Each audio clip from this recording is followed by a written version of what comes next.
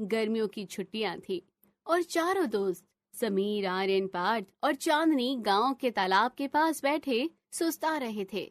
गांव के पास ही एक पुरानी खंडनुमा हवेली थी जिसे लोग काल कोठरी कहते थे। वहां जाने की सख्त मनाही थी, लेकिन रोमांच के शौकीन इन दोस्तों के लिए वो जगह किसी खजाने से कम नहीं थी। एक दोपहर सब तालाब के पास बैठे बात कर रहे थे। अरे यार, रोज रोज गांव में वही पुराने झरने, वही खेत। मुझे कुछ नया करना है इस बार। तो चलो उस पुरानी हवेली पर चलते हैं। सुना है वहां किसी जादूगर की आत्मा कैद है। हमें वहां नहीं जाना चाहिए। दादी कहती है कि वहां भूत रहते हैं। अरे भूत भूत कुछ नहीं होता। अगर कुछ हुआ तो मैं सबसे पहले भाग जाऊंगा। सभी हंसने लगे। अगले ही दिन वो सुबह सुबह बिना किसी को बताए हवेली की ओर निकल पड़े। हवेली बेहद पुरानी और वीरान थी।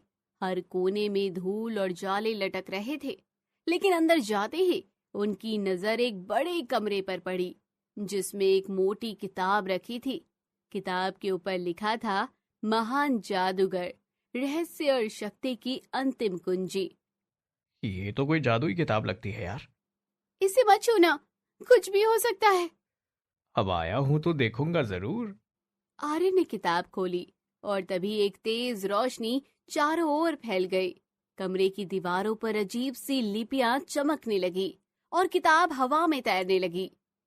एक भारी आवाज गूंजती है, जो इस किताब को पढ़ेगा उसे महान जादूगर की शक्ति मिलेगी, लेकिन कीमत चुकानी होगी। अब क्या करें?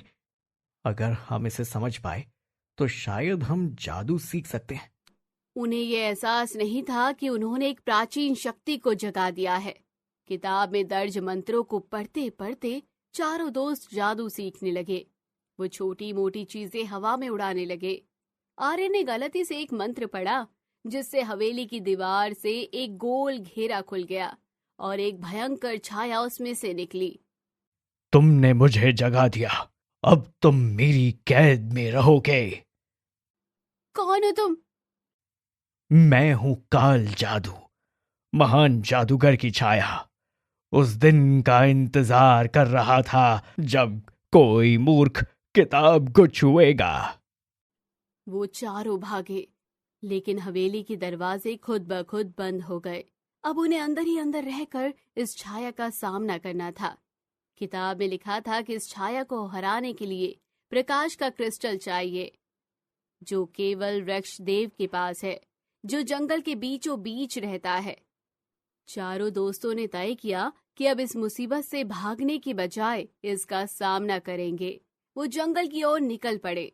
रास्ता मुश्किल था, कांटे, जानवर और विचित्र आवाजें, लेकिन अंत में वो एक विशाल वृक्ष के पास पहुंचे जिसके नीचे एक वृद्ध बाबा ध्यान में लीन थे। मैं जानता था कि तुम आओगे, क्रिस्टल की चाह लिए, है ना? आप कैसे जानते? महान जादूगर की आत्मा अब भी इस दुनिया में है और वो चाहता है कि कोई उसकी शक्ति को ठीक से संभाले। बाबा ने उन्हें एक नीले रंग का चमकता हुआ क्रिस्टल दिया और कहा, इसका प्रयोग सही समय पर करना, वरना इसका उल्टा असर हो सकता है। हवेली में लौटते ही छाया ने हमला कर दिया। दीवारों से आग निकलने लगी, जमीन कांपने लगी। अग्नि तेजो महाशक्ति, कर दे राक्षस की अंत शक्ति। तुम बच्चे हो और मुझे हराने चले हो। तभी समीर ने क्रिस्टल हवा में उछाला और सभी ने एक साथ किताब का अंतिम मंत्र पढ़ा। प्रकाश रूपी तेजोमय, काल का कर दे अंत। प्रकाश रूपी तेजोमय, काल का कर दे अंत। प्रकाश रूपी तेजोमय, काल का कर दे अंत। प्रकाश रूपी तेजोमय, काल का कर दे अंत। तेज रोशनी फैली, छाया दर्द में चिल्लाती हुई गायब हो गई और किताब खुद ब खुद राख बन गई। चारों दोस्त किसी तरह बाहर निकले। जब वो गांव लौटे तो सब कुछ बदल चुका था। हवेली अब एक खंडर नहीं बल्कि सुंदर आश्रम बन चुकी थी। जादूगर की आत्मा अब मुक्त है, चारों ने किताब की राख को गांव की धरती में दबा दिया, ये वादा करते हुए कि वो कभी भी बिना सोचे ऐसी शक्ति का प्रयोग नहीं करेंगे। हवेली से छाया मिट जाने के कुछ ही दिनों के बाद गांव में अजीब घटनाएं शुरू हो गई। दूध अपने आप खट्टा हो जाता, बच्चों को सपने में काली परछाइयां दिखती और गांव की घंटियां आधी रात को बजने लगती। ये सामान्य बातें नहीं है, कुछ अधूरा है। वो छाया पूरी तरह मिटी नहीं है, लेकिन हमने तो उसे हराकर हवेली से बाहर निकाल दिया था। कहीं वो फिर से लौटने की कोशिश तो नहीं कर रही? हमें फिर से उस किताब की राख की जांच करनी होगी। चारों दोस्त फिर उस स्थान पर गए जहां उन्होंने किताब की राख दबाई थी, लेकिन अब वहां सिर्फ काले कटीले पौधे उगाए थे। ये तो वहां नहीं थे, लगता है कुछ फिर से जाग गया है। किताब के अंतिम पृष्ठ पर एक मंत्र था जिसे वो पहले कभी नहीं पढ़ पाए थे। काल द्वार मंत्र। काल मंत्र द्वारा प्रकट हो, सच्चाई से पर्दा हटे जाओ। तभी जमीन में एक गोल दरवाजा खुला और नीचे जाने की सीढ़ियां उभर आई। ये क्या है, कोई गुप्त तहखाना? हमें नीचे जाना होगा, शायद वहीं से ये अंधकार फिर से फैल रहा है। वो सब धीरे धीरे नीचे उतरे। अंदर एक बड़ा हॉल था। दीवारों पर एक चेहरा बना हुआ था, महान जादूगर का। एक चित्र के नीचे लिखा था, जिसने अंधकार को बांधा वही उसे फिर से जगा सकता है। हॉल के बीचों बीच एक आत्मा थी, एक वृद्ध पुरुष की, जो हवा में तैर रहा था। उसकी आंखों में थकान और पीड़ा थी। तुम लोग वही हो जिन्होंने किताब को छुआ था। आप कौन है और क्या आप ही हैं महान जादूगर?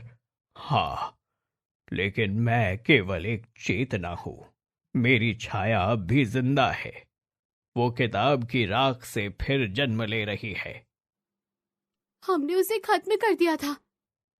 नहीं, केवल शरीर मिटाया, शक्ति नहीं। शक्ति को नष्ट करने के लिए तुम्हें आत्मा और छाया दोनों को एक करना होगा और बलिदान देना होगा।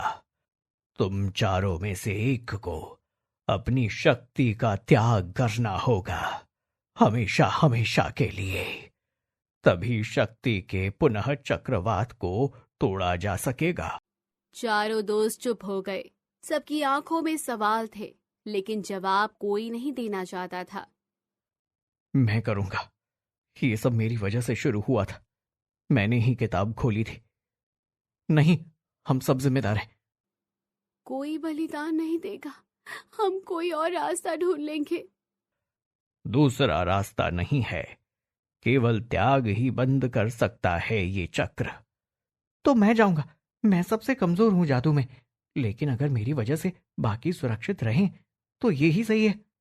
बलिदान केवल आत्मा का नहीं, विश्वास का होता है।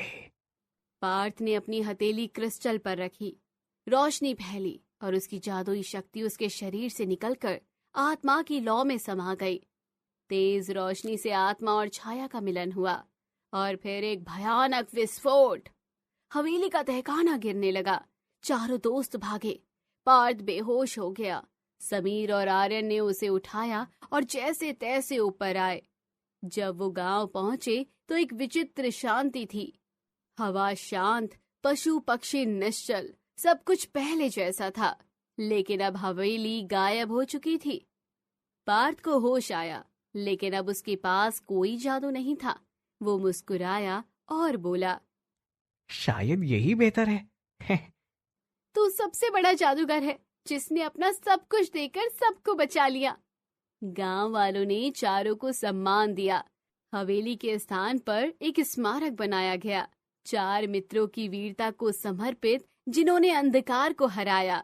समय बीतता गया। चारों अपने अपने जीवन में व्यस्त हो गए, लेकिन वो किताब उनकी जिंदगी का सबसे बड़ा मोड़ थी।